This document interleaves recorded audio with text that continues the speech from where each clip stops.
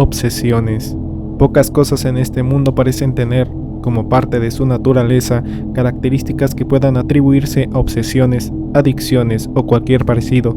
Las sustancias ilegales están aquí. Todo aquello que figure en sustancias que alteren de una u otra manera el funcionamiento del cuerpo, parecen tener un encanto con ellas que una vez que te atrapan, no te sueltan más, y salir de ese enredo no se puede percibir como menos que un reto de vida. Sin embargo, no todo lo que obsesiona a las personas tiene que ver con cosas que se ingieren, que se inhalan o fuman. Hoy descubrirás una historia distinta. Georg Karl Tanzler, el sujeto que ves en pantalla, fue un alemán que terminó viviendo en Estados Unidos entre el año 1926 y 1927. Consiguió un trabajo como radiólogo, luego de decidir incursionar, casi sin experiencia, en la medicina, en el US Hospital localizado en Cayo Hueso bajo el nombre de Karl von Cosel. Él acostumbraba a cambiarse de nombre continuamente para que lo tengas en cuenta a lo largo de la historia. Luego de haber migrado de país en país múltiples veces, desde Australia, Holanda y Cuba, parecía que Estados Unidos era su última parada. En algún momento de su historia él afirmó que durante su infancia y adolescencia en viajes por Italia había sido visitado por una antepasada suya, que conoció como condesa Ana Constantina von Cosel, que le reveló el rostro de la mujer de su vida, una mujer exótica de cabellos negros. Un 22 de abril de 1930, mientras trabajaba en el Marine Hospital en Cayo Hueso, Tanzler conoció a María Elena Milagro de Hoyos, una residente de origen cubano-estadounidense quien había sido llevada por su madre, Aurora Milagros, a un consultorio médico para un examen fisiológico. Tanzler inmediatamente la reconoció como la mujer de cabellos negros que le había sido revelada por el fantasma de su tía en sus visiones anteriores, pero de cualquier manera, Elena ya era vista como una belleza local en Cayo Hueso.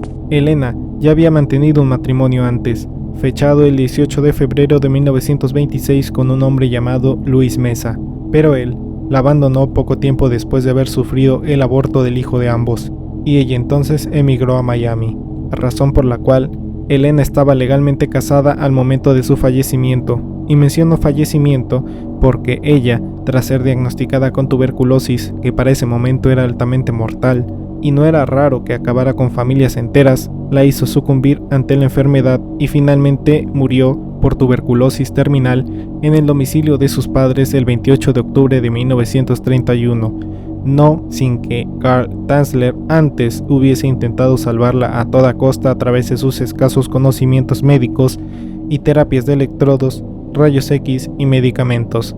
Todo esto subsidiado por su propia cuenta y con la comodidad de recibir los tratamientos en su propia casa. Durante todo este tiempo, Tanzler ofreció a Elena regalos, joyas y ropa, declarándole su amor cada vez que le era posible. Pero como uno de los millones de datos que quedarán perdidos en la historia, no sabremos si alguna vez fue correspondido, porque no existe evidencia suficiente de esto último. La versión popular, sin embargo, dice que nunca lo fue. Con el pasar del tiempo, Tanzler había desarrollado una obsesión por la joven cubano-estadounidense, y ante la inevitable pérdida, él convenció a la familia de pagar el funeral y posteriormente el mausoleo donde sería enterrada Elena, excusando tormentas y la humedad de ellas por aquellos años. Luego de ser embalsamada, los restos de Elena fueron depositados ahí, pero Tanzler visitaba el mausoleo cada noche, donde aparentemente bailaba con el cadáver en mitad de la nada entre la oscuridad. De nuevo, según dice la historia popular, tras ser visto en varias ocasiones y tras levantar ciertos rumores sobre sus largos ratos nocturnos en el cementerio, Tanzler, por abril de 1933, extrajo en secreto el cuerpo de Elena del mausoleo y lo transportó a su casa en una pequeña carretilla de mano. Horrorizado por el estado del cadáver, unió los huesos con alambre y ganchos para ropa y llenó las cuencas vacías con ojos de vidrio. Como la piel del cuerpo se encontraba en un avanzado estado de putrefacción, Tanzler lo reemplazó con tela de seda empapada en yeso. Cuando el pelo comenzó a desaparecer por la putrefacción del cuero cabelludo, decidió usar una peluca que antes Elena ya había usado y que su madre le había facilitado poco después de su funeral en 1931.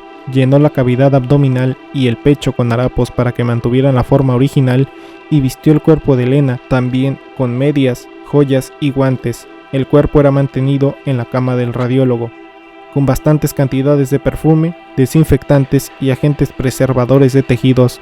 Procuraba enmascarar el olor y retrasar los efectos pútridos del cuerpo.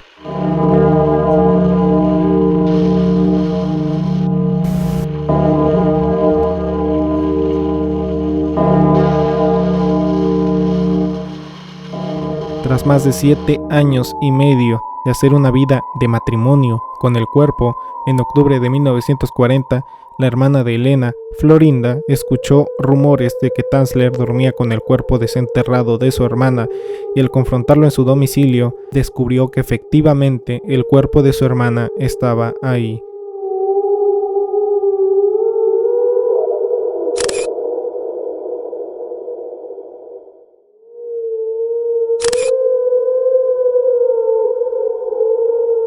Florinda notificó a las autoridades y Tanzler fue detenido, examinado psiquiátricamente y se le encontró mentalmente competente para afrontar un juicio bajo los cargos de sustracción de cadáver y profanación de tumbas. Después de la audiencia preliminar verificada en octubre de 1940 en la corte de Monroe County, en Florida, Tanzler fue presentado para responder a los cargos presentados, pero el caso fue cerrado y Tanzler liberado debido a que ya había pasado demasiado tiempo desde la ejecución de aquel delito. Curiosamente, a Carl Tanzler no se le conoció como un necrófilo obseso que había robado un cadáver. En su lugar, se le comenzó a percibir como un romántico empedernido, excéntrico, alguien que iría hasta las últimas consecuencias con tal de vivir una vida junto a la mujer de sus sueños. A partir de aquí, y durante los últimos 10 años de su vida, se dedicó a promocionar su propia autobiografía en la que cuenta sus años junto al cadáver de Elena.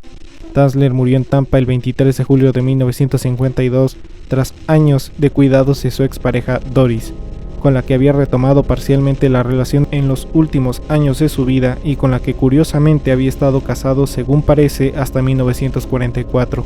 Lo enfermo de todo esto no es que él haya promocionado su pasado como trofeo en sus últimos años, sino que luego de su muerte, cuando se encontró su cadáver 3 semanas después de su fallecimiento, a unos metros de su cama había una muñeca, de nuevo igual a Elena, y cerca había un tubo metálico envuelto en telas de seda, tubo que había metido en la entrepierna de la difunta para tener relaciones sexuales con el cuerpo y en los últimos años con la muñeca. Toda su historia se dice fácil, pero ¿qué cara pondrías tú si el cuerpo de tu madre o hermana ya difunta lo encontraras en la cama de alguien que no solo lo usa para acompañarse, sino también para tener una vida marital plena y satisfacerse sexualmente con su cuerpo?